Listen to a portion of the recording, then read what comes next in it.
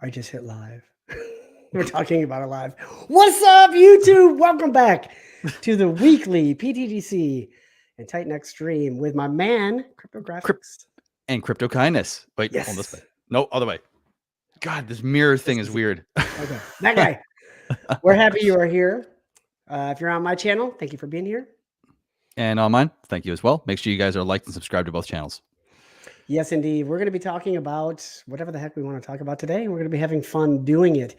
So we've got a lot of stuff to get into. A bunch of stuff has happened, which, that seems to happen every week. And that's why this is kind of fun. But I've got breaking news for you. Would you like to hear it? Oh, dude. Yeah, please. Always. Crypto Kindness is a fraud. That guy's a dick. Not only is he a fraud, he also sold the bottom. So I've got news for you. First Coast dude, you're right. Bet you didn't expect that, did you? You're 100% right. I'm a fraud because I sold the bottom. I actually sold the bottom. I'm going to look into the camera. I'm going to be like, guess what, guys? I sold the bottom. And you're a fraud because you sold the bottom. Because I sold the bottom. But there's one detail. The story doesn't end at I sold the bottom. I also bought the bottom. I sold the shit out of the bottom. I also bought the shit out of the bottom. You know why? Because I provide liquidity. And I make money when I do that. So you're right. First Coast dude, I sold the bottom. Thank you for that kind message this morning. I'm glad you're here, man. I hopefully after this conversation, after you get to be angry, you might walk away feeling good about the day, because we're going to be positive here, regardless of what people say to us, because that's how we roll. 100%. And I hope you stay here, First Coast dude, because I hope that our positive vibes rub off on you today and you go out into the world in a good mood, knowing that I'm a fraud that sold the bottom, because you're right. Knowing full well. And I made a lot of money doing it. And if you would like to learn how to do that, look at the video description below and you can send me a message and I'd be happy to teach you how to make money selling the bottom. Plot twist. That's funny. That didn't go as planned. But all right, what you got, man? This is better. The A team right here. Man. Shaka Vibes. Yes, he is the man. Very, very happy to have been able to connect with him through my journey here. So what do I have for you? I have some good news. Okay. You were right. So let's talk about your predictions from last week and how did that pan out? Okay. Well, let's bring up the TitanX chart. Do you want me to bring it up, or you got it in the background waiting? I can make that happen pretty quick. Sweet. So now you're gonna have to remind me of my PTGC and UFO prediction, because that's the one I can't remember what I did. But I do remember the TitanX one, because I know that I nailed that one somehow, some way. I'm not a TA guy, by the way. That's not me. But sometimes, the stars can be predicted of what they're going to do. Yeah. And sometimes it's not even hard. Yep. It's so true. So let's back it off. So here we are. Let me remove this situation so it's less confusing. TitanX chart looks something like this if you zoom in or zoom out, depending on who you're asking. And walk me through it. Yeah. What are we looking at here? So the question you posed me is, okay, what's going to happen with TitanX? What's going to happen with PTGC? I was looking at the chart. We were 7 days prior. I was saying, you know what we're going to do? We are going to come off the bottom here, and we're going to rise up, and we're going to come up and basically touch our previous top, and then we're going to come back down. And look at that. I mean, I don't want to say I nailed it, but I'm going to pat myself on the back. Yeah, nice job. Well sometimes you guess right, because at the end of the day, it's all it is. It's just because one tweet different from a big player, one different market and a macro market condition could have changed this whole thing. So, I mean, you know what? Cool. I'll take it. Nice. Yeah. Take the victories when you get them, because there will be plenty of times when we're wrong. Yeah. And that's true. But what's interesting about this is that everything is a guess. It's a guess. 100%. However, when you've been doing this long enough, it's not just a actual rabbit from a hat guess. It's an educated guess, otherwise known in the scientific world as a hypothesis. Ooh. And it was, it was a reasonable bet based on the information provided to us. But do you see anything kind of playing out here in the TitanX chart? Well, what's that thing called? Is it a bull flag? Is it a... It's interesting because the chart's printing a bullish formation. It's also printing, let's see here. It is kind of doing a flag. If you want to look at the wicks and the bottoms, it's kind of doing a formation that looks like eventually it's going to want to go up. Now, that being said, anything can happen. Yes. Anything can happen. Seeing? Very similar. I saw this basically do what you said it was going to do and then hit this bottom trend line and start to correct. And I was like, oh, well, it's early. This, if it keeps going at its current pace, this could take literally a week and a half, 2 weeks to pan out. And of course it could go any direction, but early indication of the chart pattern is it might be working on another flag, which could be working on another leg up, which would actually make a lot of sense based on what we know is happening in the ecosystem with hyperdeflation coming in and new projects being built and all this type of stuff. So it'll be fun to watch. I can just leave this here. No, I'm actually in the wrong tab, but I can leave it. I can create it next. So we'll have this for next week. It'll be cool to see in case somebody wants to make a prediction at the end of this. Will we get a community prediction? Get a community member prediction? Maybe we could. Okay. Hey, I think we should do that here. How's this? I think we should. I like it. If you're watching, stay to the end and we're going to pick someone in the chat and we're going to go with their predictions. We're going to hold your feet to the fire for the next stream. And if you get it wrong, we're going to absolutely roast you. Yes. I think we should let First Coast Dude be because, maybe he should be the guy that makes the prediction. You know what? Hey, if you're watching right now, if you haven't tuned out already, you haven't just shut us down, stay around to the end and let us know. If we see, you put in the chat here, if you want to actually do that, and we'll hold you to it. If you want to do it, you're first up. Yeah, you're first up. And I might even call Shaka Vibes to make a UFO or PTGC prediction. I love it. I love it. So first and foremost, before we jump in, we kind of already jump in, but friendly reminder, nothing we discuss is financial advice. We make educated guesses based on our experience looking at charts and crypto participation over the last couple of years. But I will say time and time again, this is gambling. Never invest more than you can afford to lose. And if you're in debt up to your eyeballs, get your house in order before you're making wagers on crypto. You're not going to gamble yourself out of debt. Some people do, they get lucky, but that is the minority, not the majority.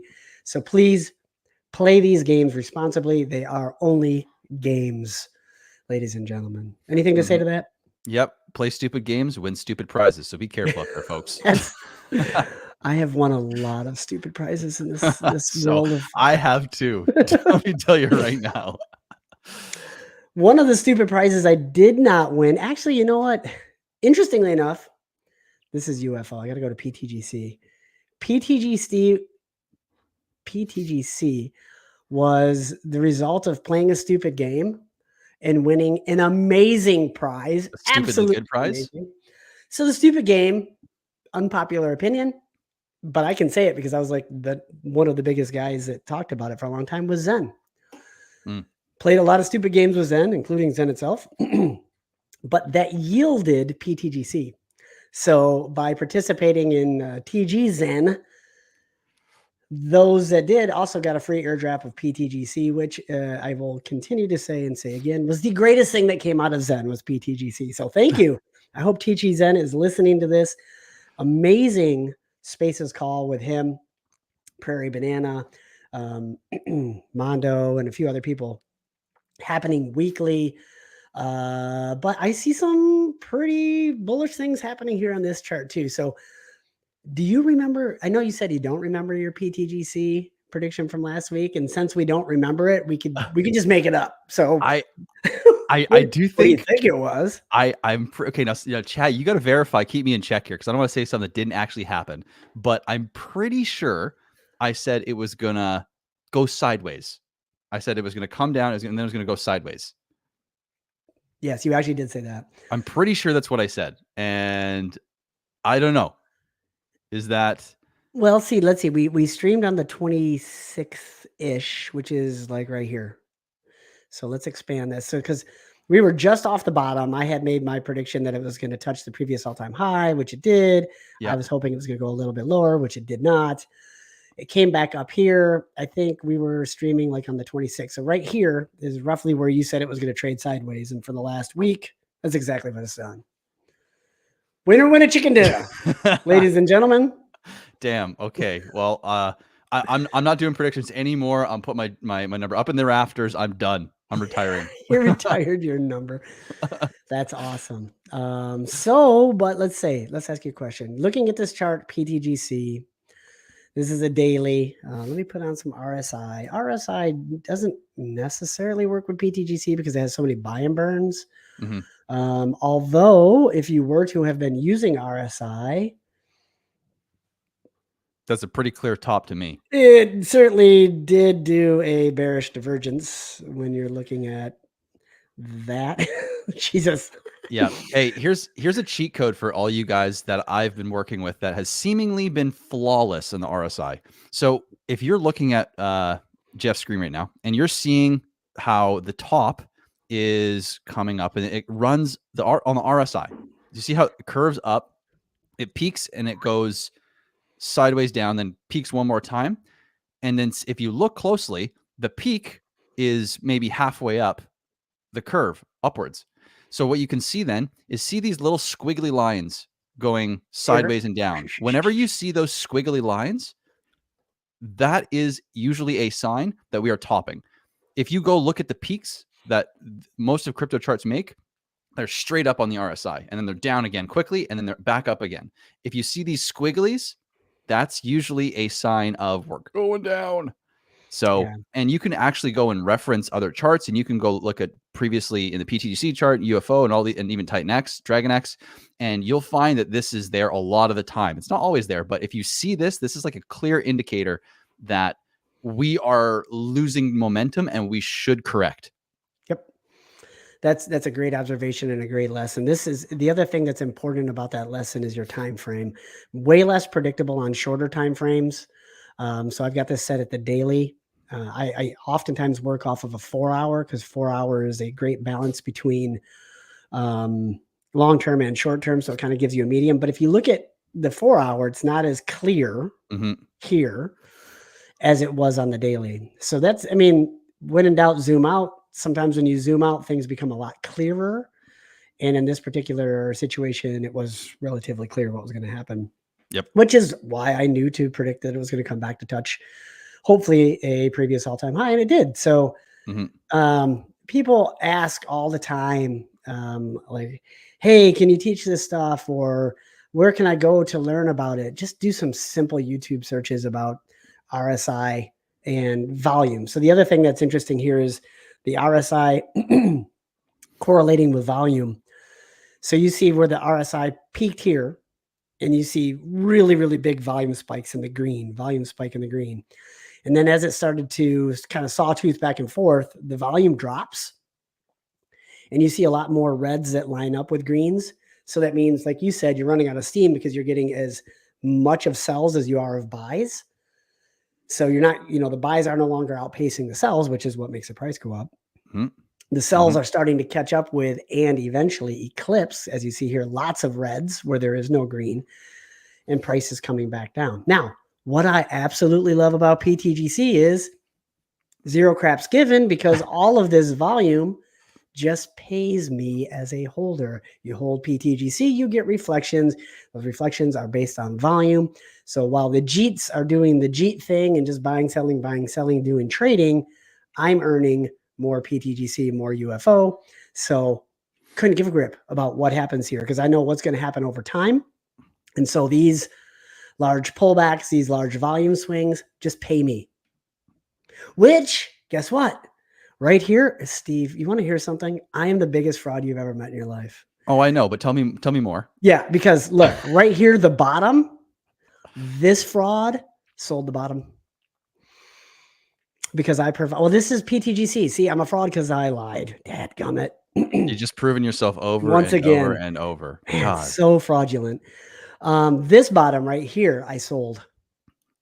Ah. Yeah. But I see this other like lower bottom. I bought that one.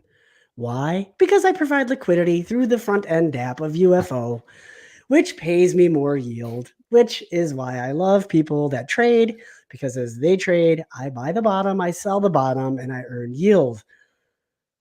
Yes. So much fun. Sounds like kind of fraud moves to me. Oh, dude, such a fraud. God, I can't believe anybody would listen to somebody with a name called Crypto Kindness. Yeah, man. And see, look, we're looking at the daily here. We're kind of seeing a similar pattern with the RSI dropping off kind of precipitously, price dropping off precipitously. Then now we're going to get I think we're going to get a bull flag out of this one. Not going to lie, kind of seeing this situation right here starting to pan out. This one might be shorter lived than PTGC. We'll see. Mm-hmm. But there's going to be another leg up here for sure. And you heard it here first from the #1 fraudster in PTGC and UFO ecosystem, Crypto Kindness. And I will buy and sell every bottom and every top of UFO because I provide liquidity through the front end DApp on the UFO website, which enables me to do so and earn yield in the form of Pulse Chain. So I mean, it sounds to me like you're going to upgrade yourself to Huckster soon. That's actually, what do I need to do to do that? Because Huckster sounds like another level of yield earning that I hope to achieve. I feel like you just fraud for long enough and you become a huckster. So just keep doing your thing and eventually you get there. Oh no, K-Flow, crypto fraudness. I love it. I need to check and see if that Twitter handle is available. Oh, and then I could troll myself. Oh my! You're gonna meme yourself. That would be hilarious. Jeez. All right, you got lots. You said you got lots for us today, though. So I do, but I don't want to talk the whole time because I've had way too much coffee. If that hasn't become blaringly evident at this point. Well, I'm enjoying it, so I mean, I don't mind you talking at all. I think this is fantastic. Okay, so what are some of your observations? I could go on like a 2-hour rant on UFO and PTGC at this point. Oh, another reason why I'm a fraudster? Because I sold all my PulseX at the bottom. Literally, actually, that happened. Man, that guy was so right. He didn't even know it. Sold all my PulseX at the bottom. Maybe he's someone you know. Maybe he's just hiding his identity, but maybe. Is it you? Is it your alter ego? Shh. Sold all my PulseX at the bottom to put it into UFO. And I've got a lot of reasons behind that. Okay. Well, do I dare ask you about your reasoning for that? Well, let me ask you first. What would be some reasons to do such a fraudulent move? Well, the fantastic thing about UFO is that it's a bet on basically PulseX, and it's a bet on Hex, and it's a bet on Pulse, and it's a bet on Ink. So if you are holding PulseX and Ink and Hex and Pulse, well, guess what? You can basically make a leverage play. Well, it's sort of a leverage play. It's more of like, because, to me, it is a leverage play, but typically when you say leverage play, there's this insinuation of, risk that you are imposing, and more so than you previously were holding, let's say.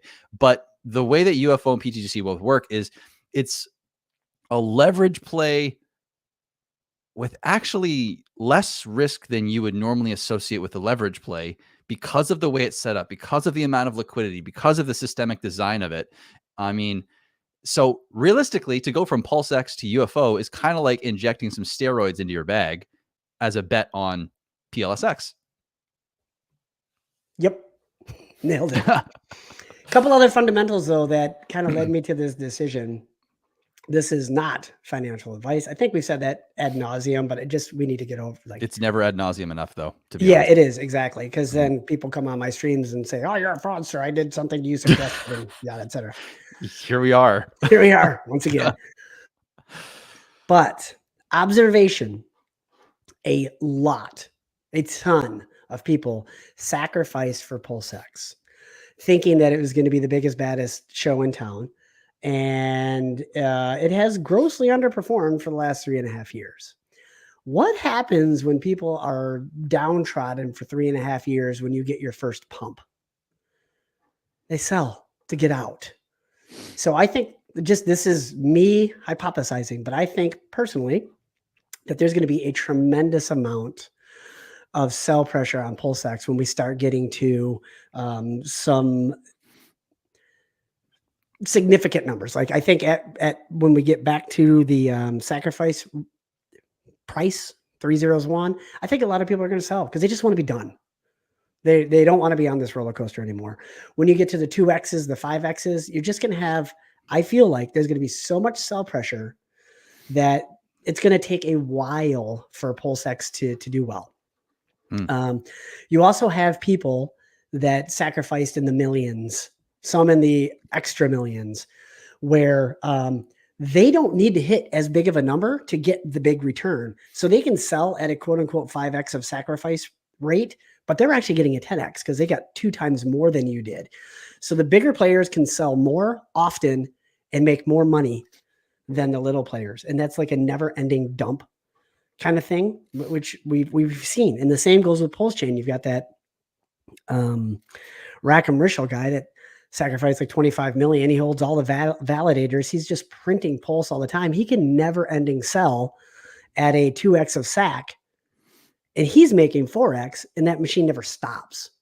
So for me, I just kind of looked at like, okay, PulseX, I believe, is going to have a tremendous amount of sell pressure.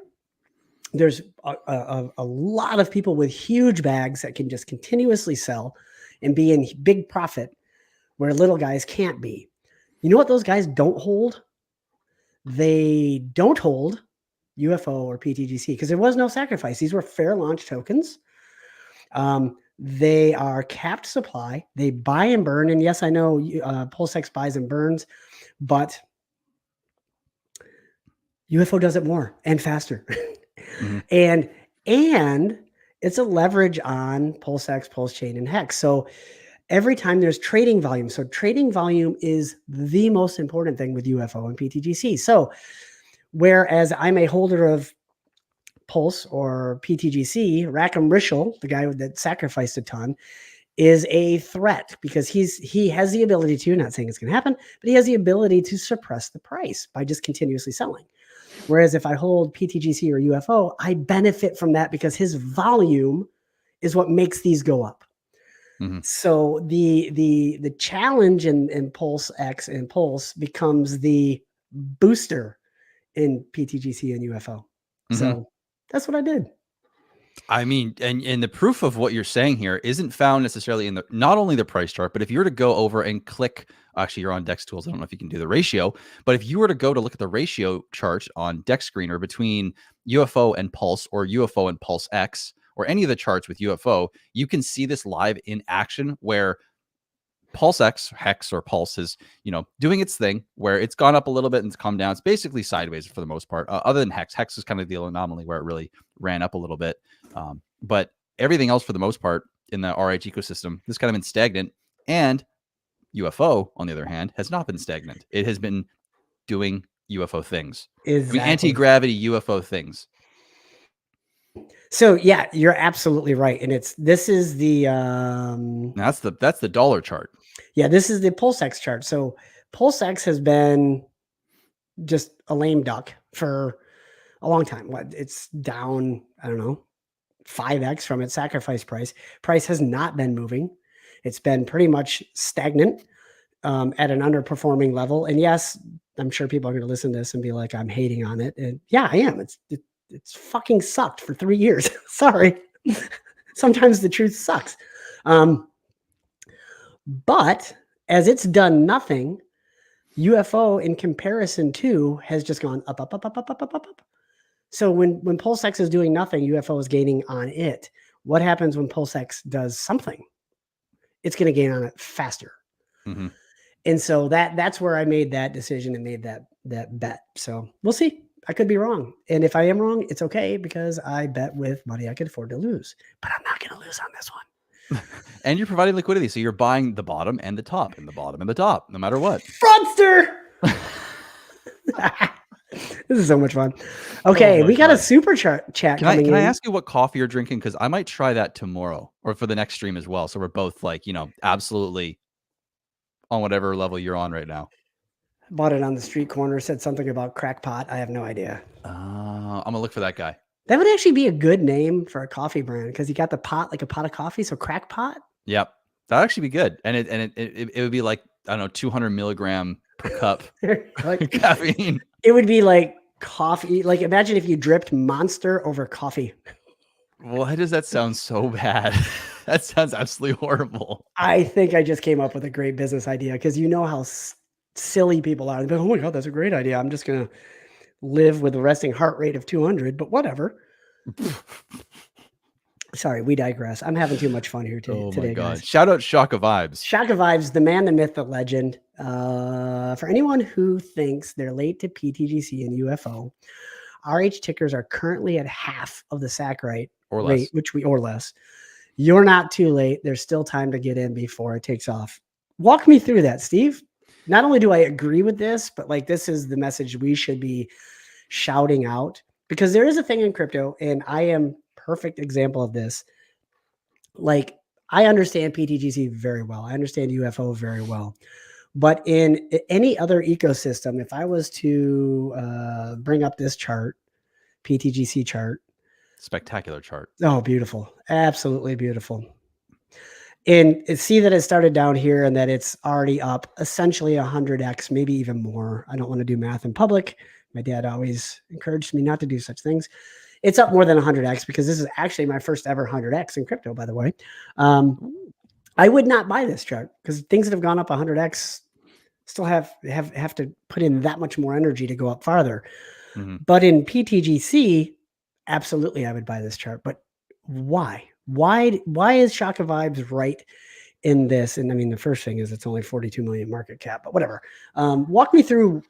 A, do you agree with me? And B, do you agree with Shaka Vibes, and why? I absolutely agree with both of you. Now, the reasoning why is when you typically look at a price chart, if you're looking at something that is just, itself on its own, its performance is based on its own stuff, absolutely true. 100% of the time. You typically never want to buy a chart that's 100x up, right? That's like rule numero one. So, but the problem here is if we were to take that and superimpose it or put that framework onto PTGC and UFO, is you're not getting the whole picture. PTGC and UFO doesn't care about its own price chart because its own infrastructure pushes its own price up slowly but surely. And the amount the chart goes up is also based on PLSX, PLS, Hex, and Inc. If you were to go and bring up any of the PulseX, Inc, Hex charts, what you're going to see is a very different chart than what the UFO and PTGC charts are doing right now. And why this is important is because just like we know from Hart's Law, that liquidity or tokens that are paired together in liquidity move together. And so what we need to understand is that for PLSX right now, look at its chart. It's basically doing a flat line, a slight upwards trend flat line, right? If you want to call it a slight upwards, basically just flat across the bottom here. And so typically something built on something that is flatlining should also flatline, right? Now, this is where we get into the true value behind looking into the future for PTGC and UFO, is that when you compare this chart to UFO and PTGC, they are not the same. They aren't even doing remotely the same thing. In fact, PTGC and UFO are running away. And when you understand that this chart has been able to do what it's already done based on the leverage that it's had underneath it to push it up, which has literally gone sideways, the question then becomes, what could this thing do when this ecosystem that is basically giving it its amplification upwards actually starts to amplify and actually starts to move and actually starts to perform? And the only reasonable answer is you're early, because the thing that's actually pushing it up hasn't moved yet. The actual rocket fuel has not been turned on, right? We're still in electric only mode. We're still on just generating its own power mode right now. As soon as we turn on the rocket fuel, turn on the fuel line, and we get that rocket fuel going to the engine, watch out. It's going to happen. And the thing to keep in mind too is there is going to be, like any chart, you still have holders, you still have people that are in profit, you still have people that are likely to sell at some point. So are we going to go straight up forever and ever and ever and ever and ever? No, that's impossible. But what's going to happen is you are going to have sellers And sellers are going to be fighting this whole system that is essentially amplifying itself upward. And so what's likely to happen is when sellers are exhausted, the price carries on without them as if they were never there. And so, I mean, is there anything else that I'm missing here? No, yes, no, I don't know. You explained it so well, but I love the statement is once sellers are exhausted, the machine is just going to carry on without them. And that's exactly what's happening.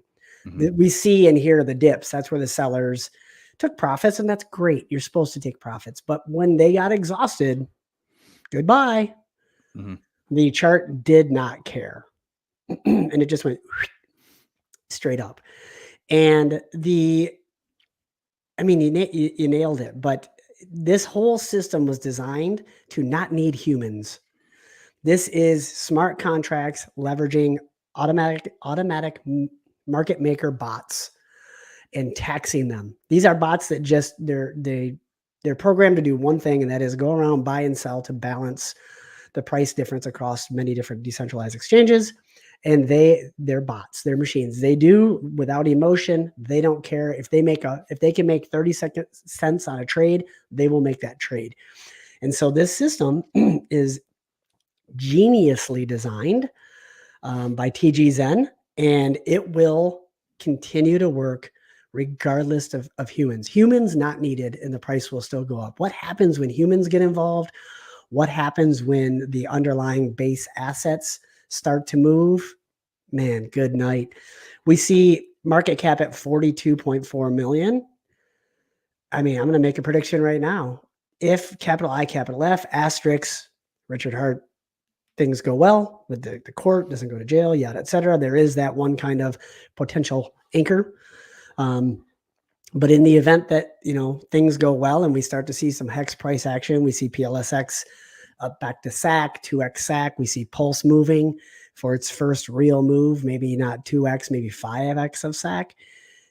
This is just bye-bye. It's like watching Barry Bonds at the plate get a hold of a good one, and you just know it's over the fence.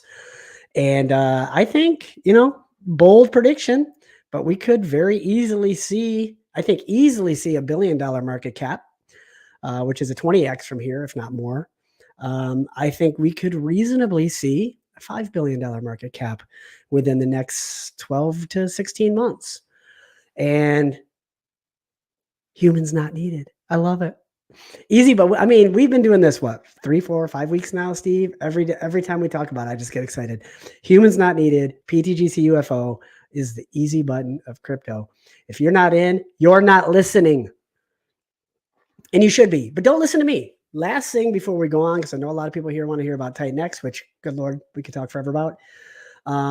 Swing over to Twitter and check out, here, let me stop sharing this. I'm going to bring this up because it was a great Spaces call from last night. And it should be easy for me to find, but of course, as soon as I say that, I can't find it. So talk about something while I'm searching for this, would you please? Yeah, absolutely. I mean, let's see here. Well, for one, I see a guy in the chat, Lucas. I can't click on your name there, but talking about buying UFO last week. Definitely go and listen to Shaka Vibes. He's got your instructions here in the chat. But also, if you are having trouble, go to the Telegram. Telegram group has Shaka. It's got the founders. It's got Mando. It's got a Prairie Banana, the best in the game for PTGC. And they're always willing to help out. They're always in voice chat. You can go and talk to them directly. So please go check that out if you're having any trouble. Or, I mean, you can reach out to Jeff and I. One of us will gladly help you. But the Telegram is there to go and have conversations with as well for whichever avenue you prefer to go down. Yes, thank you for that. And I found it here. Thank you for killing time. I got you. Follow this guy on Twitter. This is Pulse TGC. This is the founder of PTGC and UFO. And they're doing at least weekly spaces, if not bi-weekly spaces. And you can see them here, new spaces link right here. If you're interested at all, if we've piqued your interest about PTGC or UFO, listen to this. Because the founder gets on here and he talks about the design of PTGC and UFO, and he talks about the why behind why he designed it. He talks about how it's designed. He just goes over everything. It's like for those of you that might be in the TitanX ecosystem, this guy is just as good as Jake. Very present, talks about it, understands it very well, wants to help, wants to educate. He doesn't show his face. So what? Who cares? I don't care. But you're like, I listened to this last night. I already firmly believe in this. I already firmly understand it. And funny story, I was actually texting with Shaka Vibes last night, like, oh my God, just listening to TGZen, PulseTGC, the founder, talk about this. I just get so fired up because it's like, wow, this is incredibly designed. And do yourself a favor and listen to this. Just put it on in the background and listen. These guys are really smart and they built a hell of a machine. And speaking of hell of a machines, let's talk about TitanX because it's a hell of a machine also. So 35 minutes spent talking about PTGC and UFO. And I love it because it's worth it. And it's exciting. It gets the blood really pumping. Exciting. You think about the future. There's just like, it's a fun conversation to have always, even though it's simple in terms of, what there is to talk about. It's not like there's all sorts of things launching on it and all sorts of this and that, but it's the same thing, but it's still just as exciting to talk about. And there's still nuances each week to talk about how it's doing, where it's going, how it's pointed, developments, and just reminding people of, the power of the system. Yep. Absolutely. I've said it before. I'm going to say it again. It's the easy button. The thing I love about it is I don't need to worry about what's launching. I don't need to worry about minting this or arbing that or anything. I just get to continue being the fraudster I am, selling the bottoms, buying the bottoms, earning more. It is so damn easy. Classic you, man. Classic you. Such a jerk. So TitanX, is that a thing? I'd say so. I got the green background and all, it's hinting a little something at it. So what are you seeing? You said you got a lot to talk about. What are you seeing within the TitanX ecosystem right now? I mean, we got more protocols launching. We've got some interesting price action going on. We're leading into hyper deflation. There is just so, and it's this next month and a half with the amount of protocols coming out is going to be 2 months. If you include what I got going on as well, is going to be basically nuts. Yep. 100%. Well, we saw our first, I think, hiccup road bump in the TitanX ecosystem. We had Fox Mutter. This is where I was going with this. Thoughts on what's going on with Lotus. Lots of people asking thoughts on Lotus. Great. Let's talk about that. Yep. I have seen some really disgusting comments made towards Rain Man, which I don't like at all, for a couple of reasons. Number one is it's just not necessary. He is human, and to err is to be human. But what he did that I really like, he didn't try to sweep anything under the rug. He didn't try to hide it or walk away and disappear. He turned on the camera. He looked right into the camera and said, there's a mistake and we're going to correct it.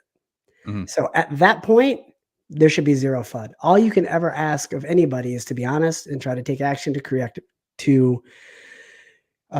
a mistake. And that's exactly what he did. So I give my hat off to him. Like, code ain't easy.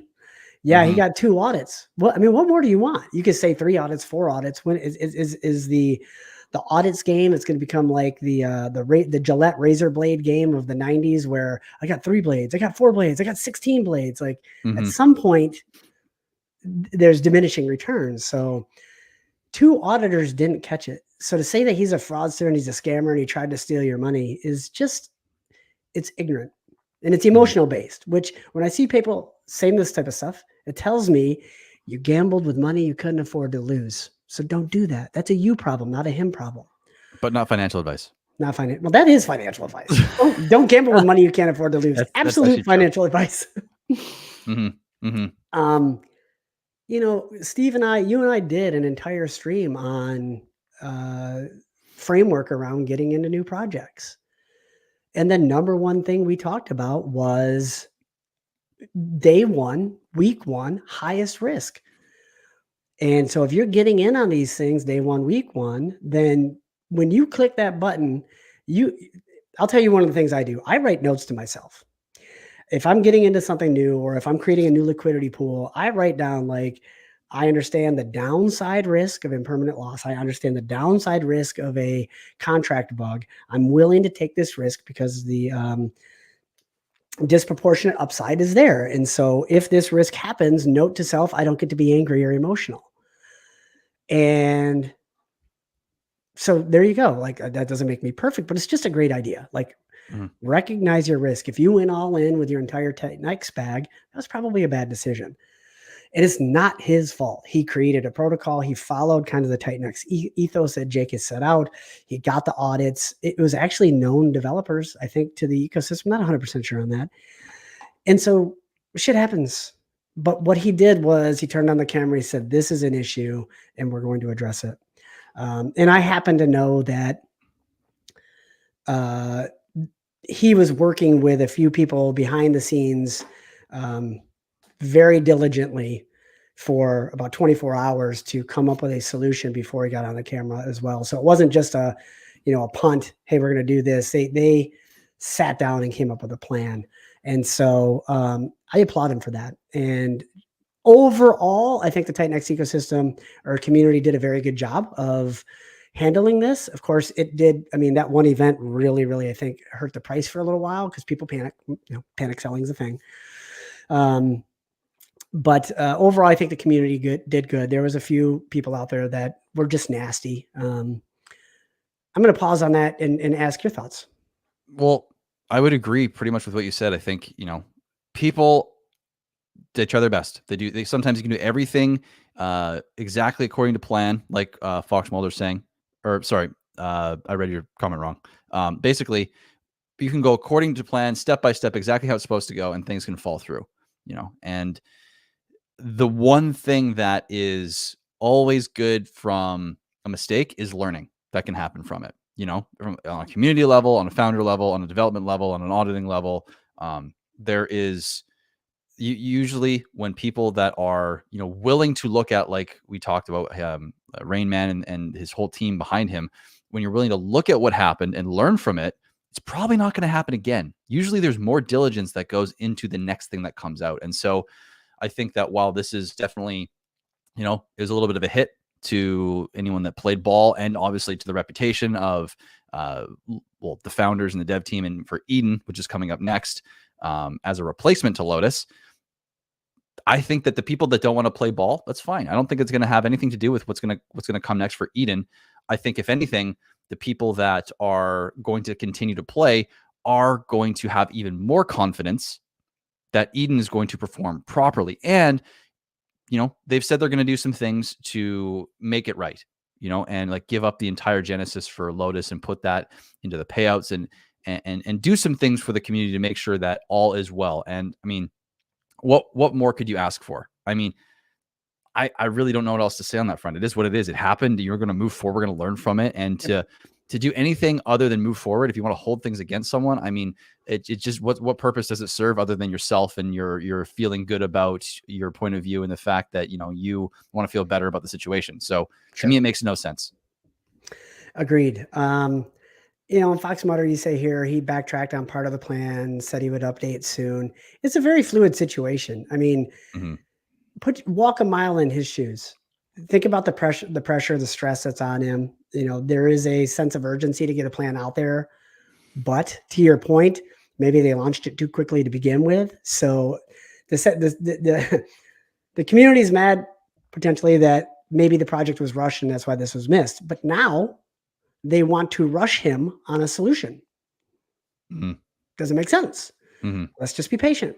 And yeah, I mean, they said some things, and maybe once they started to visit that, like, okay, that's actually not a good idea. So they have to backtrack. So it's really a damned if you do, damned if you don't situation. If you don't address the community and give potential steps forward, everybody is angry. You do address the community and give potential steps forward, and people hold you to that like gospel. And then when you make a change that is more than likely for the better, they get mad about it. So walk a mile in the guy's shoes. Like, I feel bad for him. Now, I will say this, though. It's not to say that I love everything he did, because there were a few actions that he took that I was a little like, that was weird. For instance, there's two people, Mackenzie on Twitter and Fossum, that are really, really big proponents of TitanX ecosystem. These are data geeks, to say kindly. And they really dive into these things. And on Twitter, they were just kind of breaking down what happened. Hey, we saw this, and this was a concern, and this raised an eyebrow, and maybe this mistake was made. And Rain Man blocked those people. I get the why. You know, it's a highly emotional, highly stressful period of time. I think that was a bad look to the community. Instead of blocking those people, he might have been better off to reach out to them, because both of them have kind of proven their worth in the community. And just instead of saying, I don't like that you're pointing out obvious things that happened, say, help me do better next time. So I think it could have been better handled a little bit in that regard. But again, overall, I think it was handled as good as it could be. There's going to be mistakes on both sides. There's a high emotion flowing during this. I can't even imagine the stress the guy is under. I feel terrible for him. But the lesson is this, and I read a book once that shared a very good perspective on these type of lessons, which is every person that flies in a plane today gets to their destination safely because of all of the safety equipment that's on the plane that's there because another plane crashed and they learned a lesson. So the windows on a plane are round for a reason. Do some research on it. It's actually really cool. Black boxes exist for a reason. Everything that happens in a plane today exists because another plane crashed and many people died. And when you apply that kind of framework to these things, yeah, this bug sucked. And all we can do is apply the framework of where did the mistakes get made? Was it rushed? Do we need a third auditor? Maybe the devs we use or the auditing people we use aren't up to snuff. Just take those lessons and apply it to the next protocol so the next protocol doesn't crash. That's all we can do. And moving forward, I think it has set a precedence for future protocols coming out to take your time and to use known resources so that this doesn't happen. And if that happens, then we all win. 100%. That's all you can do. Really. That's it. You learn from your mistakes. You move forward. And I also agree that, you know, the communication and the optical side of the decision around managing the situation socially, as well as the communication wasn't always perfect, but it is what it is, man. Like you said, think about how much stress you would be going through if you just released a protocol with thousands of people that are involved, their money, and something went wrong.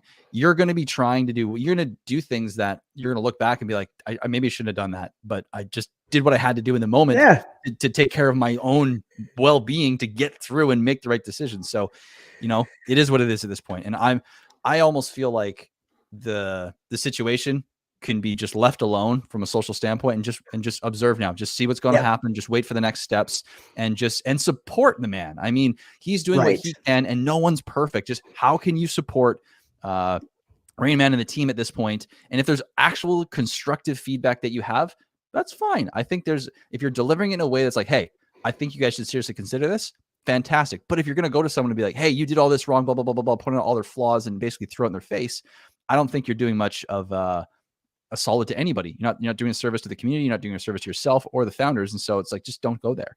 But I mean, that's all I got to say about it. Really, I don't even want to hit the beat the dead horse. No, it's done. We addressed it, and it is what it is. Fox Mutter, last statement: the same auditors did other TX projects. I don't know the answer to that. And Ugly Holidays, you bring up a great point, and it was a point that Steve and I have actually talked about on stream. It was only a matter of time before this happened, because when you're dealing with new projects, you're dealing with software, coding, all this type of stuff, mistakes happen. So the good news is that, you know, I don't think he's a fraudster. They're doing everything they can to make it right. They're using the Genesis funds. They're taking corrective action. So if it had to happen, which it was inevitable, I'm actually glad it happened with this team, because they're taking the corrective measure. And moving forward, there's a new precedent set for TitanX protocols being launched. So I think we all benefit from it, honestly, once we get past the emotional response. And with that, end of conversation. Yep. Signed, sealed, bow on top. Let's get out. Let's on to the next thing. On to the next one. What's your observations? Oh man, well, we got Viper, launching this Friday. I am very intrigued to see how that goes. I mean, so Viper is going to be basically a Volt built on Volt, but leveraging also Dragon X, which is going to be very fascinating to see, because Viper's design is to come back, and all the pillars that are to come next are all going to feed back into Volt. So you can think of Volt as the beneficiary, the main beneficiary of all the pillars, including Viper, sorry. But what's going to be really interesting is to see how this Nexus wheel plays out in real time, because this is something that's never been done before. And it is essentially creating volume and feeding perpetually on a scale that I'm not sure, meaning I don't know if it's going to be a constant, like a flat line amount of economic energy that's going to come in over time, like a nice even amount, if it's going to fluctuate, if it's going to go up, if it's going to come down. It's a really fascinating experiment, especially when you add all the pillars in over the next coming weeks and months. But I am excited because it's a new thing based on something that's already working well. And to add this onto Volt, plus, I mean, the 27 phases that Steve has coming over the next, like, probably 12 days, the way he's operating, it's going to be cool. So what are you thinking about Viper? Just the hype level around it to begin with, I think, is indicative of what we can expect to see. I mean, it's awesome. Steve DeFi and his team, the Volt team, do an amazing job with these videos. I mean, if I brought up his the Volt X account just to show you, I mean, everything. They've got video after video after video, and the team is amazing. So I don't need to talk about Viper specifically, because Viper is a product of the people, and the people are putting forth the effort that I know to be consistent with good performing protocols. So you've got Doxed, founder, shows his face, incredibly active, always on streams, always, regardless of price. He's not there if it's green. He's just, if it's green, he's there when it's red. He supports this protocol.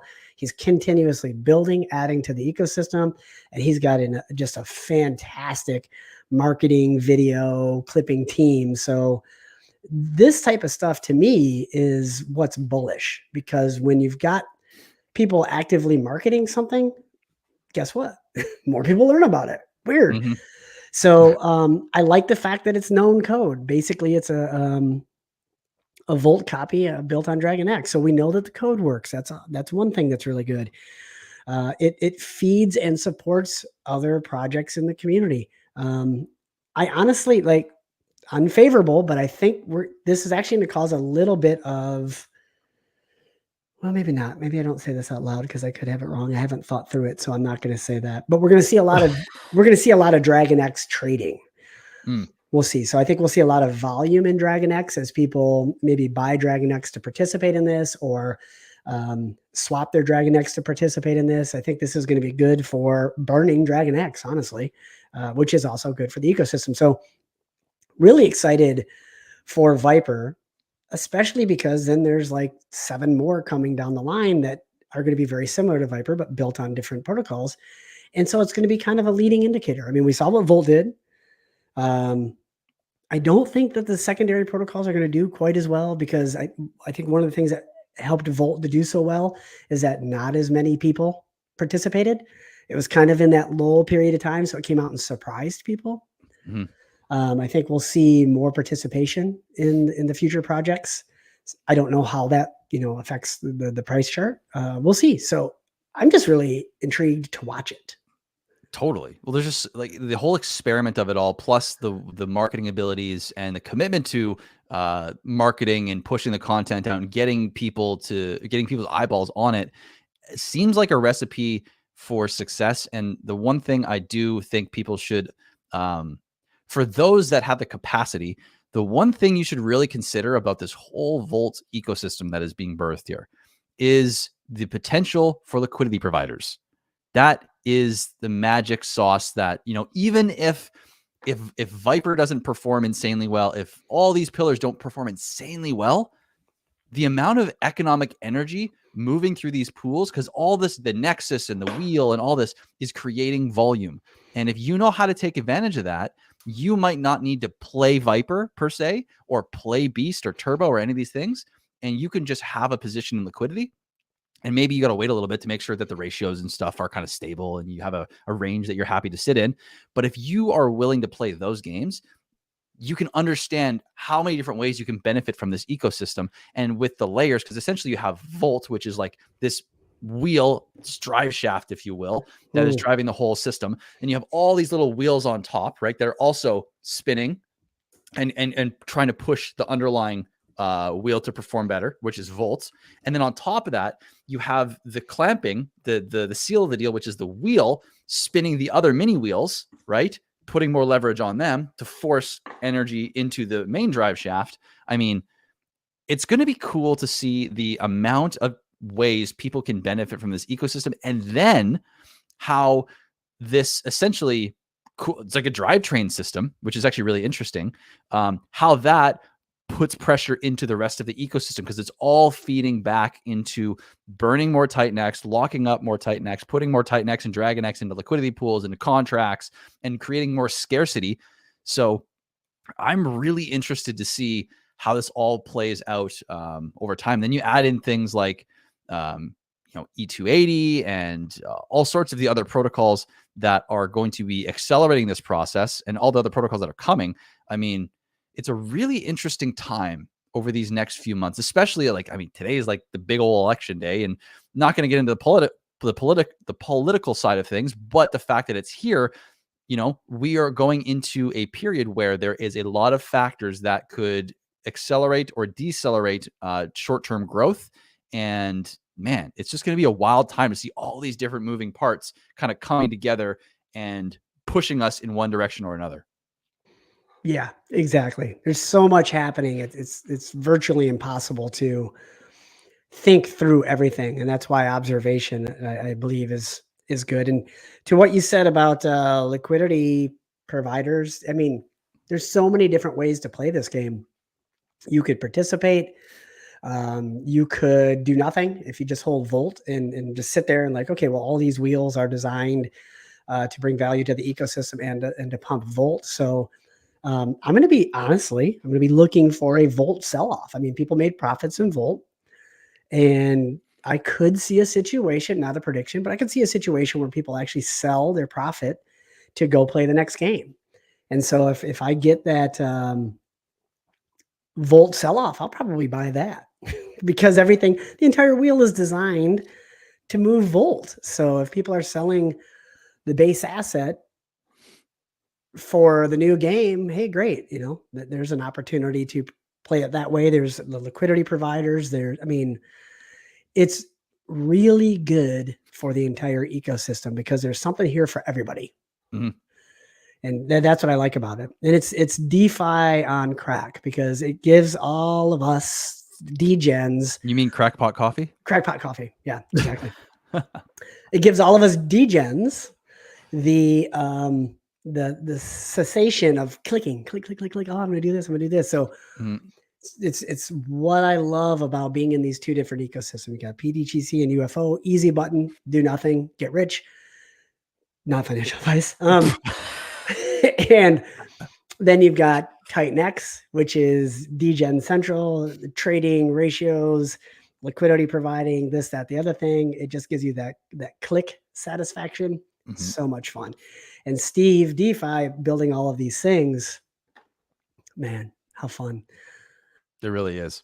It's a wild time to be in crypto, and especially in this ecosystem. And just to shout out to this whole ecosystem, for one, we have an incredible community, a fun community. We have an accepting community. We have an open arms community.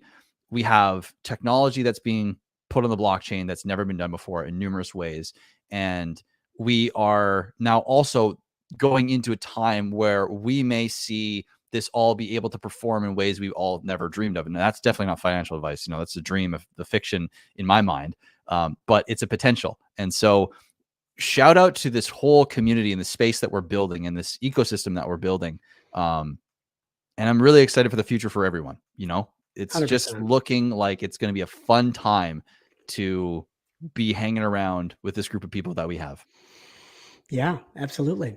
Anything else you're excited about? I mean, I think it's cool to see here in this. I'm going to bring it up. Morales Money. Morales Money has been spending a lot of time. Interesting. I find this to kind of be unique in the sense that there's been a lot of posts on Morales about PTGC And there's been a lot of posts about TitanX ecosystem things. We've had DragonX on there. We've got Volt on there.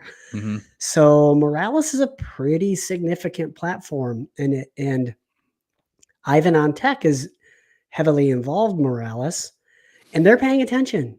So that might be a leading indicator. Like, hey, if this platform is seeing what we're seeing, that's how the word gets out. And then you got people like Joe Perry's that have a big following. Yeah, Revo says Kyle Chase is part of that, which he has a big following. Just pay attention. The signs are subtle, but they're there. This could be a good place to be. 100%. I mean, you could be a little hint to maybe Moralis is, trying to give their followers the opportunity to, and this is speculation. I don't have a damn clue when this comes to this, but if you were a big platform and you're a guy who's like, okay, I've been in on this thing for a while, I've known about this thing for a while, I actually like it.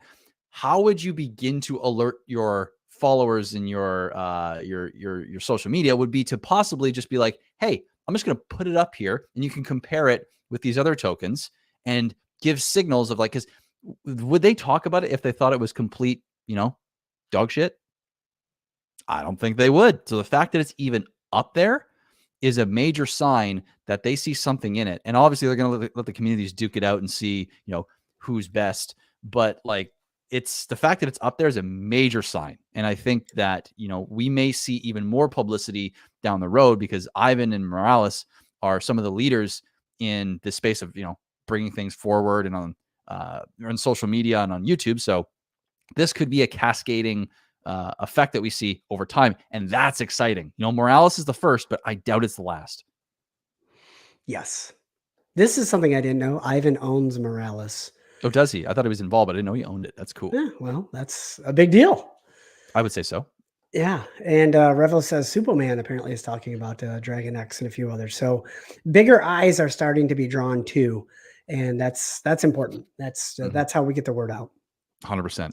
To my question to you is what over the next because we're going to hyperdeflation. We got protocols on protocols on protocols launching. We're going into what seems like the bull market. We've got just so much lining up here. What are you most excited about for these next, let's say, 3 to 4 months?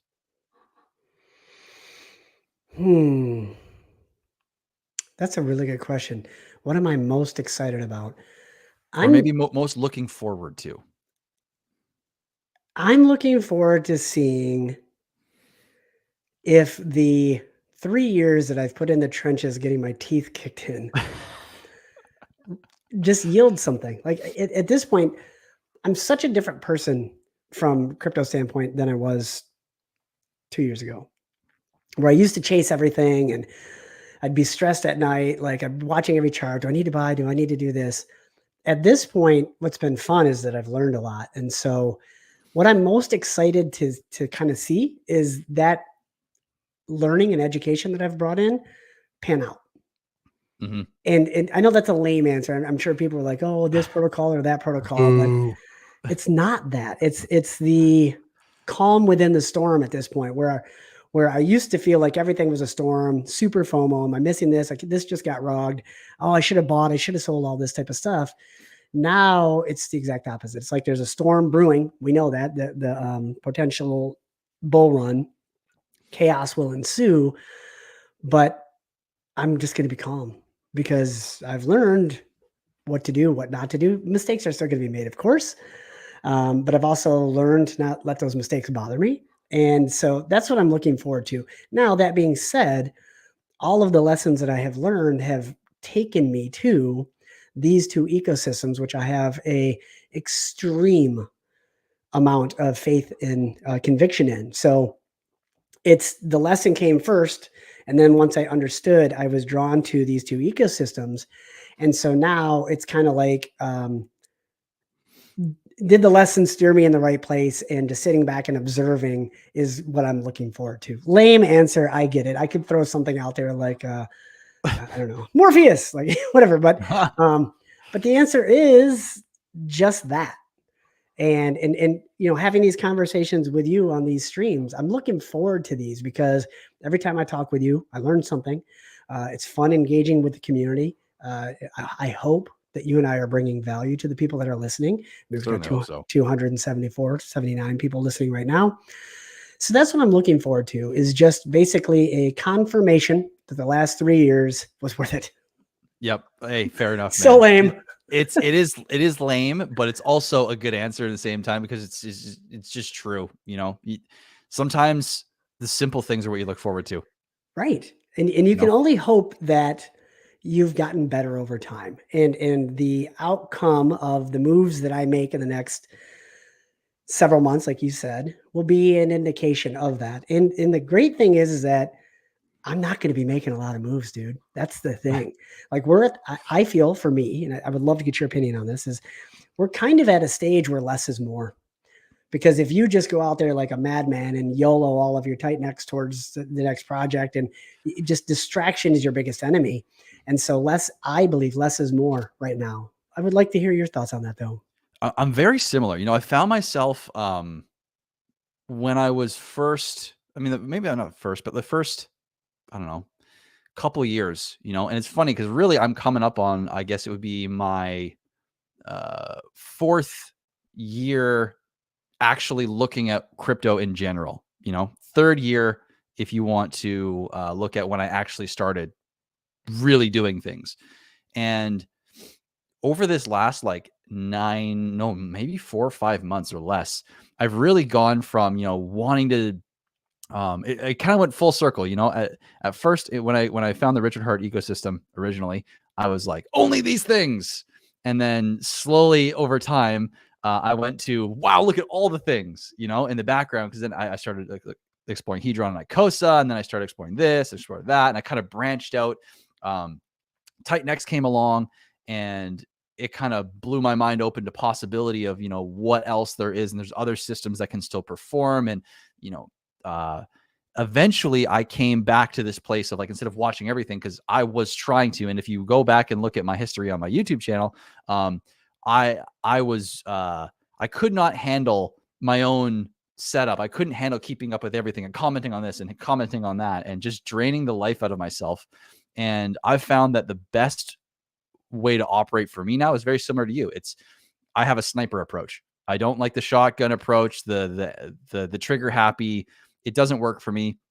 I like to be very precise at what I do and watch and wait for a move that is going to make many X's potentially, or perform very well over a longer time horizon, versus a quick 2-3X.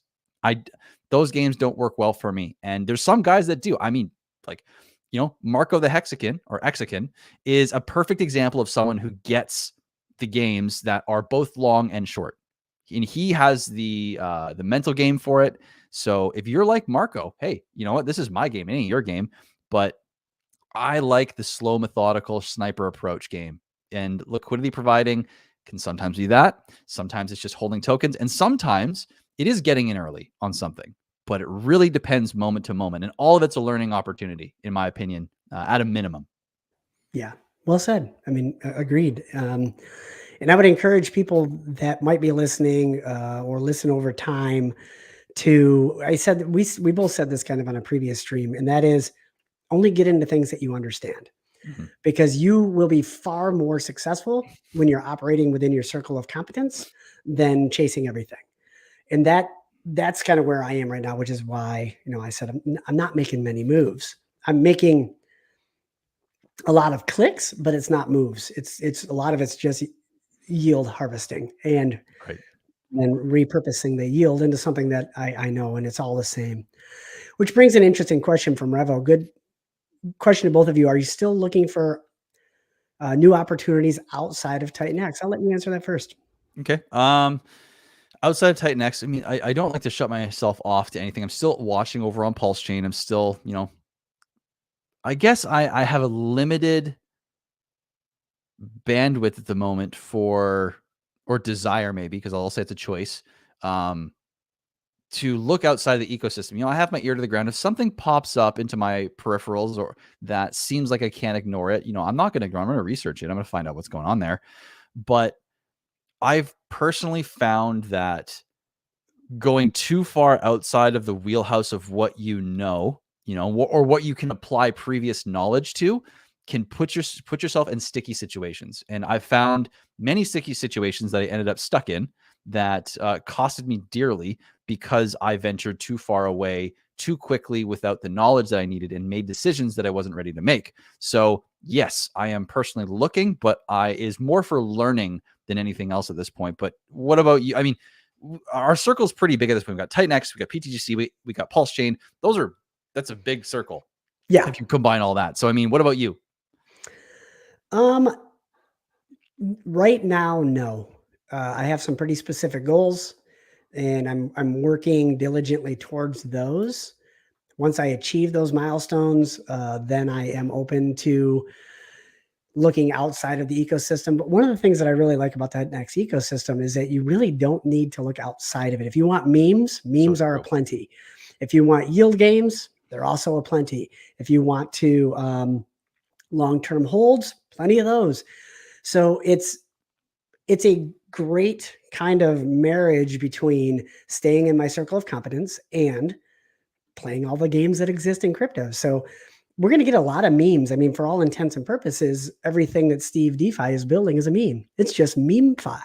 Mm-hmm. So you get the cool name, the Viper, the community, all this type of stuff, but it also has some DeFi aspect to it that can generate yield. And one of the things that, I've heard Mackenzie say a few times, yield is a trap. And I have learned that to be the case over time. If you're in the Richard Hart ecosystem, you've heard him say picking up pennies in front of freight trains. Yield can be a trap. And that's why staying within your circle of competence is very important. Now, I did take a year-long meme coin trading course. Got really good at it. It was fun. I did it during the bear market. So, of course, I lost my butt because memes suck in the bear market. But that skill set still exists. And retail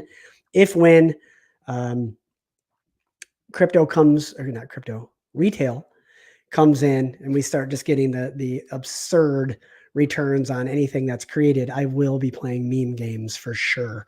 But that will be a very, very small part of my bag. And that'll be like on a whim, like, oh, it's a Saturday morning. I'm going to sit down, scan some contracts, do a little Etherscan searching, look at this type of stuff. And if I can make a 2 or 3x on a morning, which is very possible in memes, then I will.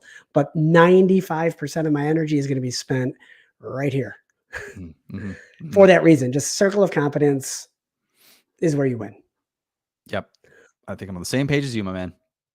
Now, circle of competence. What do you think about Morpheus? Well, the one thing I will say about Morpheus is they absolutely crushed it with taking your suggestion and putting it into their website. That's exactly what I meant to do. Thank you for bringing that up. Yeah. Let's see if I can change So that. Recap, Kindness had the fantastic idea. He looked at the website, saw the, the ones and zeros scaling down behind old Morpheus. And he had the idea, hey, what would, for copyright stuff, or we're talking about, how to protect the website from all that, the copyright. And he's like, hey, what if you put all the TitanX ecosystem names behind Morpheus instead of the other font? And lo and behold, if you look closely, yeah, that's sweet. You will see all the names of all the ecosystem tokens. Flux falling here. Alien X. Yeah, this is really cool. Very, very cool. I think I love it. I love the fact that they're taking suggestions and anything they hear that's good, boom, make it happen. Yeah, I love that. I think absolutely. That, to me, that's very good sign of people that are willing to get feedback, not be like, no, we're doing it our way. They're willing to listen, and a good idea is a good idea, and they put it in. So shout out to all you guys at Morpheus. You guys absolutely killed it on that one, and you implemented it so fast. So fast. Really, really cool. I loved it. Lotus, you can see it's fun to look for them in here. But the other thing that I think is neat is since we spoke, Steve DeFi decided to add a wheel to Morpheus, Zion, which is keeping with the Matrix theme. Absolutely love it. Next challenge to the community, anybody's listening, what I think needs to be built on Morpheus is, we're going to call it dress, the lady in the red dress. If you've ever seen the Matrix movie, the lady in the red dress is the distraction that gets Neo killed. And so somebody needs to design something so juicy that it's going to be the lady in the red dress and you can't help but look at it and play the game. So ain't going to be me because I don't know how to design, can barely even spell my own name. But and you're a fraud. Well, I mean, yeah, the list goes on. So, we could spend the next entire 2 hours talking about why I suck. Which maybe we'll do that next stream. It could be fun. Yep. Yeah. Okay. We'll see what the community says. But I think that dress and have the lady in the red dress, or maybe it's just a picture of rags to riches with his red hair in a red dress, because then he'd be a ginger. That's really weird. Let's act like that didn't just happen. I mean, it would be kind of entertaining to see him in high heels. He's a big fellow, eh? Yeah, I have no desire. No desire for that one. I'm going to leave that one in your court. And the wheels are falling off of this stream. Yeah. That happens when we go over the hour mark. Exactly. And too much coffee. Yep. But I would love to see it. Who wants to build dress? Lady in the red dress, build it on Morpheus. And there's so many good making it now. Love it. Amazing. Man, you guys act quick. Okay. So we'll expect it by the next 4 hours. Exactly. Here's what's like almost creepily cool about Morpheus and the team is it's as though they are plugged into the Matrix and listening to us, because guess what? 0 comments from the team all the way down until the second Morpheus was mentioned. I whispered it to you. Bam. I definitely noticed legends. So Tank is sitting at the computers and like, hey, they just said Morpheus. Boom, on legends. They got some AI Matrix stuff plugged in, so that way as soon as they hear the word Morpheus, it's like screen comes up, boom, in the chat. Yeah. So red dress. I don't know. Can that be REDDRESS? No, I think that's too many words for a dollar or a dollar sign in front of it. I can't remember. Did she have a name, or was it just a lady in the red dress? It was just a lady in the red dress. Oh, okay. What'd you think of the lady in the red dress? Got Neo killed. So that would be cool. That would be really cool. Hopefully that can happen. That would be a great build on Morpheus type of thing to keep the theme going. And I am the code. Love it. It would be cool to see different ecosystems kind of blossom and have their own direction. And, more ecosystems is, I think, better, because it's just like, the kind of same thing that ETH had. ETH had its own supply, and the more ecosystems were birthed and built on top, the more ETH got locked up and the more valuable it became. And it's kind of similar to TitanX in the way it's like an L1 built on an L1, so to speak. And so, yeah, the more ecosystems we get, Morpheus included, Volt included, all these other, the Dragon X ecosystem, and what the James and Baby Dragon X is trying to do in his own right. Everyone's trying to do their own thing, which is really cool, and build their own ecosystems. And so I think it's great. Yeah, it is great. And what's cool about it is it's narratives. So things that drive adoption are narratives. Everybody kind of associates with different things. Of course, I love Matrix. I also big fan of Transformers. It'd be really cool if an entire that'd be interesting ecosystem came out, like Prime and gosh, I can't think of Bumblebee and all, like the whole Transformers ecosystem. Yeah, Jetstream. Love it. That would be really cool. And you get different people that kind of align with different things. And then it's the narrative itself, the story that takes over. Mm-hmm. And, when retail comes in, they're going to look for narratives that they align with. And if there's this whole narrative surrounding the Matrix, as long as it doesn't get nixed for copywriting, that could draw in a lot of people, or Transformers or whatever have you. I kind of thought it would be fun to build like a Back to the Future style code, only because then I would ask Steve DeFi to build a wheel on top of it called Giga. 1.21 gigawatts. I mean, how cool is that going to be? A gigawatt on top of a Volt makes sense to me. And you got the DeLorean built on it somewhere? DeLorean? I mean, so fun. It could never end. And these are the type of things, especially when you think about the target audience for Transformers, the target audience for Neo and Matrix, and the target audience for Back to the Future. That's going to be middle-aged people that have money. That's like the target audience for crypto. Find the people with the money. Mm-hmm. There you go. I think we're onto something here. Sometimes the best things come at an hour and 20 minutes in. Sometimes. Not always, but sometimes. This is, So what are your thoughts on, I mean, we're getting long here. If you've got a little extra time, I'm happy to keep going. I'm enjoying the conversation. I don't know about you. Anybody else? yeah. Yeah, maybe we've gone a little long.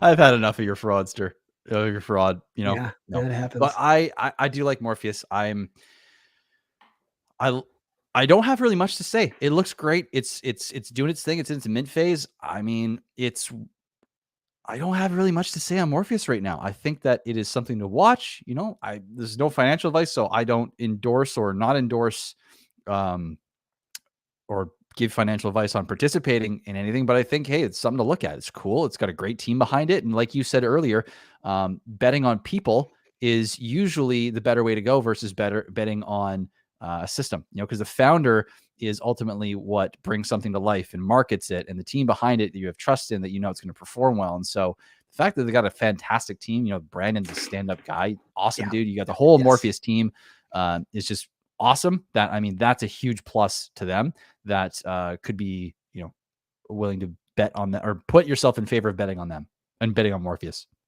100% alone. Super cool stuff. Yep. And they're already building on it. We've got 2 things coming out. We've got a aggregator, which has been announced. Brandon announced that they're building an aggregator that will somehow utilize or benefit the Morpheus token. You've got Zion prediction that we might get something red dress in the future. I would love to hear that. So yeah, just cool stuff. And there's so much other stuff. I mean, you mentioned Scale coming out. James is building Scale. That sounds amazing. I haven't dove into that yet. I probably will. I know that's launching soon. You mentioned Viper. I mean, there's so much happening. It's really difficult to keep up. And for anybody that might be listening, if we're not talking about what you want to hear about, it's quite honestly just because we don't have time to do all the research. And to a point that Steve and I have made before, stick with what you understand, or stick with something that it draws you in. Like I've said before, the whole Matrix theme, something I align with. So I was intrigued to learn more, which is why I'm talking about it. One last question, and then we'll wrap it up if you're okay, or if you just want to be done listening to me ramble. Let's do it. And then I want to hear either your prediction for next week, or whoever we're going to potentially roast or glorify in the chat for next week. I put it out there in the chat right here. No takers. No takers. Interesting. Everybody likes to point the finger at us, but nobody wants to step up to the plate. Okay, see how it is. Most interesting. They want to hear the fraudster that sold the bottom make a prediction, and I will. E280 hasn't done the 100x that PTGC has done, so it has a lot more legs in it. I would love to hear your thoughts on this. Element, what do you think? I like it. The one thing I'll say is it's different because you're essentially getting, more rewards up front than you would with PTGC that are basically accessible each week, which just changes the dynamic, the temptation of actions people can take. But that being said, E280 is built very, very well. I like the fact that it's got many liquidity pools. I think Dude has done a fantastic job. I like him as a person too. So again, this comes back to the people. I think that I have a lot of faith in what he's building. So we'll see. The thing is, it's not PTGC. It is different. It is not, you can't recreate, even if you take something and you're like, I'm going to take this thing and I'm going to recreate it. You're never going to get the same results out of this thing too, that is based off of, and even in part, thing one. It could be better, it could be worse, it could be just different, but the one thing I would say as a word of caution is to, take the framework and the understanding of what PTGC is and can do and just impose that on Element 280, because it's on a different ecosystem. It's leveraging different assets. It does have different tokenomics. And so even if there are some similarities, I would say to just be careful on thinking that it's going to just do exactly like PTGC is going to do. Could be for better or for worse. I got no clue. I do think it's going to perform well, though. I like it. I think it's going to be great for the ecosystem. And I'm very curious what you think as well on E280. Similar. You did a great analogy between the two. They're not the same, although they are similar. Element does leverage the ARB bots, but in Ethereum, it's a little bit harder for ARB bots to make profit. The reason why PTGC works so well on Pulse Chain is because transactions cost a penny.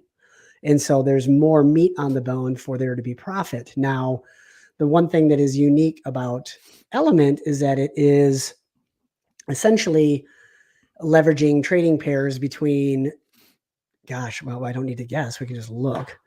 Here's the buy and burn. So TitanX, Hyper, Helios, DragonX, Baby, Hydra, AwesomeX, Blaze, and they're just going to keep adding more. I think I heard, not verified yet, but I think they're going to add Morpheus. I think I heard Dude mention that. Sweet. And we're going to see more trading pairs come in. So PTGC leverages the mains of Pulse Chain. You got your Hex, Pulse Chain, PulseX, Atropa, Teddy Bear, a few others, and Element's doing the same here. And where that matters is, again, it's just all arbitrage opportunities between the automatic market making bots that will find discrepancies in the ratios, because it's all ratio trading, between Element relative to TitanX or maybe AwesomeX. And if they can, the way that this does the best is that gas fees stay low. So I think Element will perform very well in a low gas fee environment, potentially in the heat of the bull market when we're at the 60 and 80 gways. Maybe it doesn't do as well. Maybe they only do their trades on the weekend. I don't know. But that one difference just in the gas price alone can impact the price performance real well, but it ain't over. What's super cool about this is cap supply, like PTGC, no different there. But the rewards go to the NFT holders. And the NFT holders, it becomes a last man standing game where as the price of Element goes up in theory, the only way you can capitalize on that as an NFT holder is you got to burn your NFT. So let's say Element does a 4x, and somebody wants to say, okay, I spent $1 billion TitanX, I want to take 4 billion TitanX out. They got to burn their NFT. And then there's less NFT holders in the pool. So your percentage of the rewards will go up. Every time somebody burns an NFT, your percentage of that reward pool goes up. So there is this kind of last man standing game where, if in a perfect world, Element price is going up, does 100x like the question was asked, it's going to get pretty juicy and people are going to want to burn their NFTs. And so they take their profits, which is great. They pay a tax when they burn, 3% goes to pay out the NFT holders. They pay a tax when they sell, 4% at that point after the minting period is over. That goes to pay out the holders. So the people that burn and sell pay the people that decided to keep holding. So the game theory in this is pretty damn cool. On top of that, Steve DeFi is building a protocol called Gold, which you will need to use your Element to participate in. So it's another function to burn more Element. So right now, one I think very distinct difference is that between the two ecosystems is there isn't anything that burns PTGC other than PTGC, which is good enough. Don't get me wrong. But imagine if you took something like PTGC and built an entire another protocol on it that you had to use your PTGC to get in on, and then it eliminated it. I mean, I see, again, reason why I talk about this is because it's something I understand. Going back to the lessons we talked about, this is in my circle of competence because I understand PTGC and UFO so well. So I see, first of all, Dude built an amazing protocol.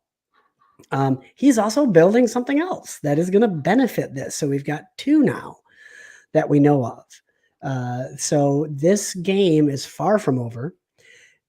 And a lot of people have asked the question, like, okay, so these returns, let's look here, like, $1 million globally has been paid out. $498,000 has been put into the payout pool just since Sunday. That's 2 days ago. Pretty impressive. Crazy. I have earned, listen, I used to own a bunch of rental properties. I hated it. I would spend $150,000 to buy a house to earn $1,000 a month. And all the headaches that come with it, toilets, people, all this type of sense, vacancy, et cetera. If you've ever owned a rental property, I would spend $150,000 to make $1,000 a month. With Element, I'm making $1,000 or more. I'm not even going to say a week in my outlay of cash, 10 grand. It's stupid. It is so dumb. Now, listen, once the mint period ends, that reward pool will get smaller because right now every transaction is taxed at 16%. So it's a big nut that people are paying. However, I expect that over time, as the price of Element goes up, the dollar value will likely still hold at that high payout rate, whereas the amount of Element you get will go down. So I think you'll see this kind of leveling off where the dollar value is similar, but you're getting less of the Element. So it's interesting to see. I'm excited about this. I am playing the game, not financial advice. No one's paid me to tell you about this type of stuff. It's just something that I enjoy. So I think it's far from over. Yes, I think for the few weeks following the end of the mint period that the rewards will go down in terms of your weekly rewards, but it's far from over. Like, yeah, it's disappointing. Making a couple grand a week is fun. Maybe you make 1/10 of that. Still good return, FYI. But how does this look in the middle of the bull market when if TitanX is pumping and there's a ton of trading volume happening between all of these tokens? Same thing. Volume is what matters here. The code will be harvesting taxes. It could be a similar PTGC UFO like outcome. So pretty cool. Yep. 100% it could be. I'm excited to see how this thing goes. It's going to be very, because all this stuff is semi-experimental, semi-calculated, where you've designed a system which you've calculated to perform in a certain way, but it's also experiment because the conditions in which that system operates are kind of a wild card because you don't know how volatile, how things are quite going to go. And that all affects the total outcome. So it's going to be a lot of fun to watch all these. And the fact that there's so many different types of systems that are all well built, all going into this phase, I'm just super pumped to see it. Agreed. Three things I'm going to point out here. CryptoPunk says similar to Watsa on, I think Icosa or Pulse Chain. How did that end? It hasn't ended. Currently, who knows how it's going, but the story's far from over. What happens? Like, you could look at it today and say, well, maybe it didn't do well, but what happens when Pulse Chain actually does well and everything that's kind of bonded with it does well? We'll see. Story isn't over. So it's a good point. Shaka Vibes here to correct me. UFO burns PTGC. Duh, I should have known that. UFO actually burns more PTGC than PTGC burns of itself. Okay. Yep, you're right. Mm-hmm. Totally blew that one. And then the last question here is, X burn is Volt on Pulse Chain. I don't know anything about it, so I can't speak to that. If it is, and it's the same code and all that type of stuff, well, probably is going to do well, but didn't look into it. How about you? Nope. This is the first time hearing about it. So, yep. And sticking to my guns, not chasing anything new. Yep. So we'll leave it with that. CryptoPunk. Great stream, guys. Thank you. Glad you're here. Thank you, sir. Last prediction. Wait, me? You? I did last week. Wait, what prediction for what? Anything. We got to end the chain. We got to end the stream with a prediction. Okay. Let's see here. I always get caught off guard so much by this. If you have something on top of mind, you want to start us out with, and then I can follow up with that. Yes. Since we're talking about Element, my prediction is this. Probably not going to be favorable, but it is what it is. And the thing I love about doing these predictions is when I'm wrong, I win. And when I'm right, I win. So you got to understand it from my point of view before you get mad at me and call me a fraudster that sold the bottom, which I am. My prediction is that the weekly payout of Element NFT holders is going to be all-time high. So 499,000 right now. Man, I think we could see 1 million in this one payout.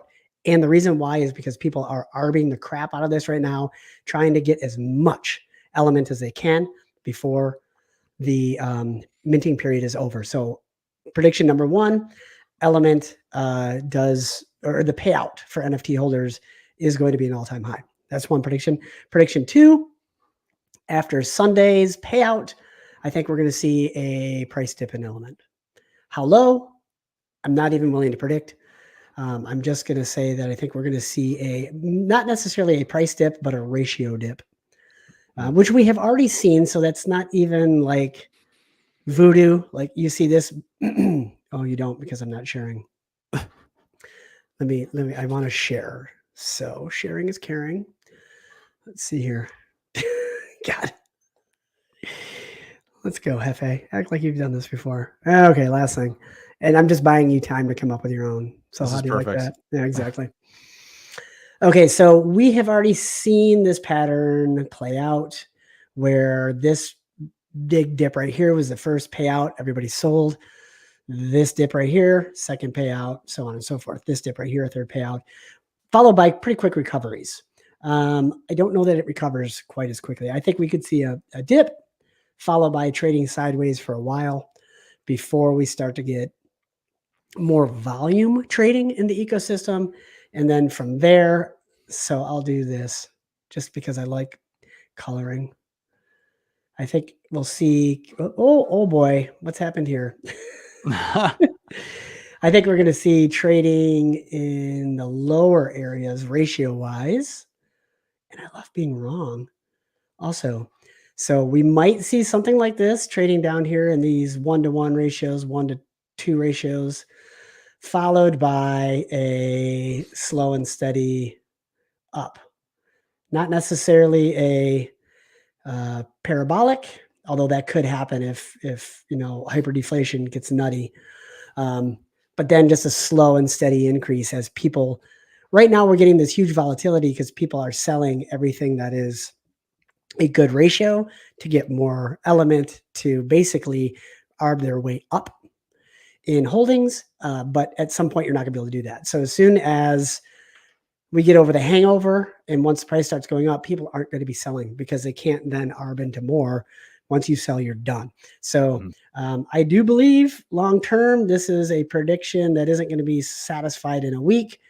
But I do believe long-term, we're going to get back to the 6-to-1 ratio. And I even see 10-to-1 ratio in the future. How do you like them apples? I like them apples. That's a good one. Very nicely, eloquently put. What do you got for us? All right. Well, let me just, where is it here? Oh yeah, I need to share the screen. That's why I'm looking for the share screen button on Deck Screener. That's why I can't find it. We're both rookies today. Let's see here. All right. So we're going to talk about TitanX. I personally think I foresee a slow trend to keep this flag going down to below the current point we're at right now. And I think we're going to see this might take about a week or so to play out, I think, fully here. But what I wouldn't be surprised to see is the Dragon X ratio continue to do what it's doing right now, which is basically rising on the TitanX chart. The reason being is because Viper's coming out, right? People are going to be rotating in that maybe haven't already done so. And I am not sure how high this ratio is going to go. I'm not going to play ball on that one, but I do foresee a divergence to continue to play out between Dragon X and TitanX. And this may be Dragon X staying in this channel here, like we've been in for the last little while. Price-wise, or it might be that it comes down a little bit with TitanX, but maintains or increases ever so slightly in ratio. That's going to be my main prediction. I don't want to get too far out there with the the Volt and Viper and all that, because I think Viper is going to be really interesting. You've got this situation where people know the game, or think they know the game, I should say, from Volt. They saw how it played out. They saw how the auctions worked. They may or may not have an expectation in their heads of how things will go, and therefore there's a lot of people I think are gonna get in right away, which is going to change the game and how the price chart acts, how the auctions work, how the buy and burn gets filled, and it will create a different chart. So I'm not exactly sure how that's going to impact things. It's going to be that's a bit of a wild card for me. I think there's it's going to be an anomaly. I don't think it's going to be hard to predict. It's going to be very hard to predict, at least in my mind. I agree with you on that, simply because we've got Viper launching. So we're going to see a lot of trading action between TitanX and DragonX. So I agree that I think the ratio is going to keep slowly ticking back up. And it's interesting observation on the TitanX chart. So maybe not printing a bull flag, but more like a bull pennant. Yeah. Is that what you're thinking? Yeah, I'm thinking that it's just we're gonna have a sort of kind of we're gonna have a range we're gonna kind of come down within. Yeah. No, that's cool. It's kind of what I'm thinking there. That's healthy to me though. This is after you do like how many X's have we done here from the bottom? Right. After you do like a 10x, it's a 10x. Yeah. you gotta usually, at least for a healthy chart, you gotta relieve some of that pressure and then kind of find another bottom here, and then you can slowly or quickly, depending on how charts go. Because I mean, crypto, here's the thing: we either go up or we don't. Right. I mean, that's like the crypto 101 price chart analysis. Is if it ain't going up, it ain't going up. That's right. Yeah. It sounds so stupid, but it's true, because it's like it either will go up or it's not going to go up. It makes predictions very easy. 50% chance of being right at all times. I love those odds. So yeah, I do too. I'm a little disappointed. Morpheus.win says I sent you the lady in red dress to my DMs. I didn't get it. So I don't know. On Twitter, I was hoping to actually bring it up and share it, but that'll be for next week. So we'll leave it at that. For a week where we both thought we didn't have much to talk about, here we are. This has actually been our longest stream. I was going to say, this is definitely by far the longest stream we've done for two people who said, I don't really know what we're going to talk about today. I don't know what's going on. And we didn't even get to everything. We didn't talk about Richard Hart and the SEC case that happened in New York the other day, which we could maybe get into the next time we come around. But that was really cool too. So, I mean, there's just so much happening. So I hope you who are watching, and I think I saw some people in there saying that they got some value from the stream, but I hope you got some value. I hope you learned something. I hope you're at least entertained by both of us two hooligans on stream, just rambling at times. So thanks for being here. Make sure you're subscribed and you like Kindness channel, my channel. Go in the link. If you want to get in touch with Jeff, go into the description on his channel. Go check out all his links for getting in touch with him for coaching. Anything else you've got? Anything else you want to add on that front that you have that you can offer? No. Easy. Okay. Sweet. Yeah, I wish I could, but no, I don't I don't have any classes or anything like that, which I know you do. You've got a master group, don't you? I've got a mastermind. There's about 5 spots remaining. So if any of you actually want to get in there, we have an awesome Telegram group where they're a fantastic group of guys and gals that are very smart. We're always talking about what's coming, what's current. So if you want to be a part of that, we do a weekly call. That's fantastic as well. I also do one-on-one coaching. And even better, if you want to come back and watch another stream of, oh my good Lord, that is just rags to riches in a red dress. Oh my God. And in the words of Jeremy Clarkson from Top Gear, on that bombshell, thank you for watching. I hope you guys enjoyed this stream, and we're going to see you weekly here the same time every Tuesday for much more alpha and whatever the hell we're looking at here. I hope you guys had fun. I really did. Yeah, I had fun. Thanks for being here, everybody. Have a great week. Be safe. If you're in America, go vote. Just vote. It's the thing you do. That's how we do it. So go vote. Have a good day and peace.